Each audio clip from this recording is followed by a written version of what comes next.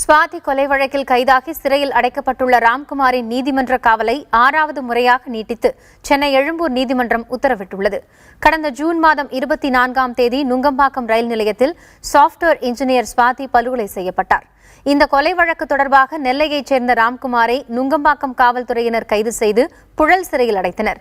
இன்றுடன் ராம்குமாரின் நீதிமன்ற காவல் முடிவடைந்ததை அடுத்து எழும்பூர் 13வது பெருநகர குற்றவியல் நீதிமன்ற மாஜிஸ்ட்ரேட் கோபிநாதன் முன்பு வீடியோ கான்பரன்ஸ் மூலமாக அவர் ஆஜர்படுத்தப்பட்டார்.